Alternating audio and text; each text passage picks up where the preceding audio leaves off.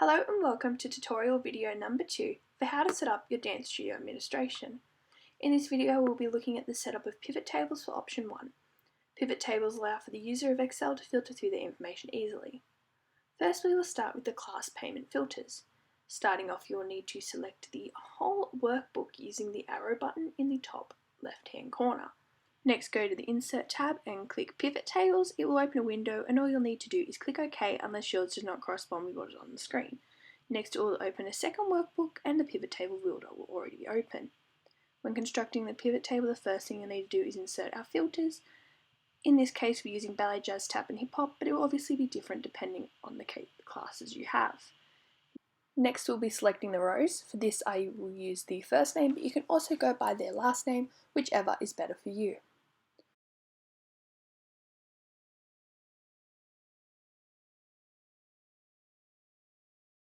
The values is up next, which is the weeks. For this workbook I have used weeks 1 to 10, but again it can be different depending on how long your term is. On the side you can see that the pivot table is slowly growing.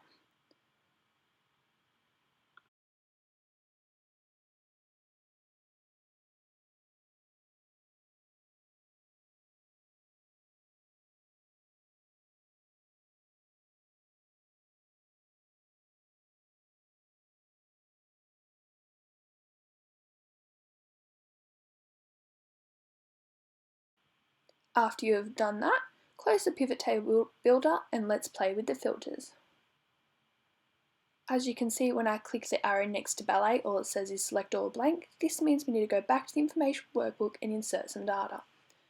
For this I've used a simple Y for yes and N for no to show if they participate in the class or not.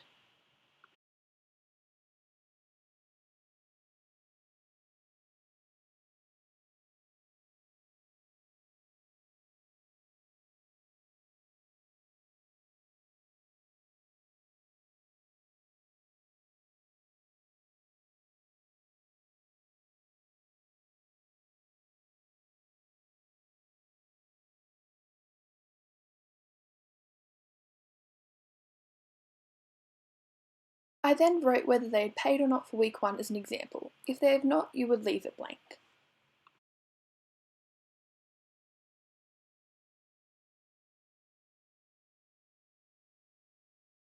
When you go back, you need to go to the Data tab and click Refresh All. If this is not done, the pivot tables will not catch up with what has changed.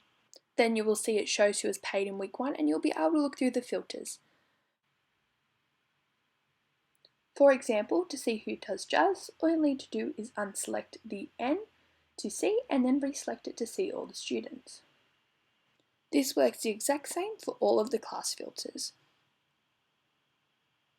You can also filter which students' information you see by clicking the arrow next to row labels.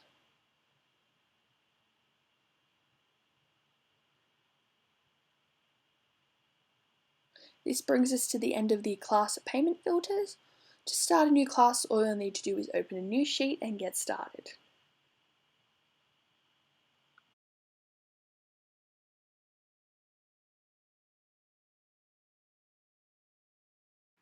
Moving on to part 2, costume payment filters.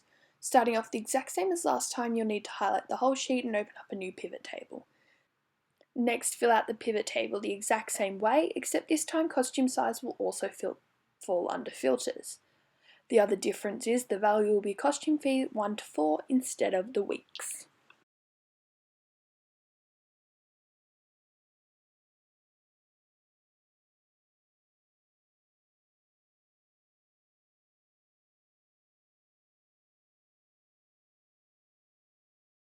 Next, close the pivot table builder and again you'll need to go back to the sheet and fill out the appropriate information, this time including the sizes.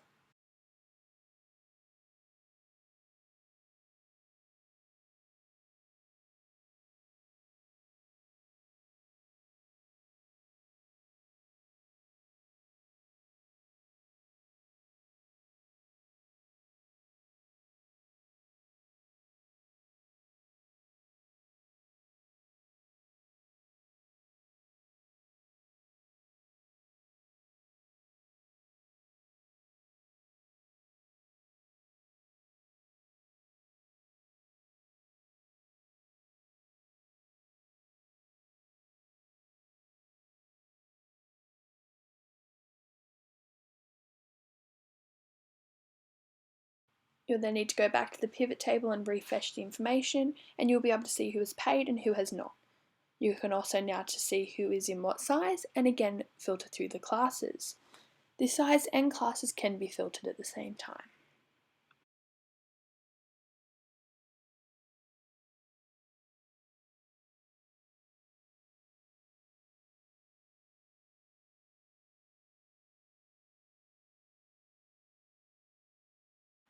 That brings us to the end of video 2.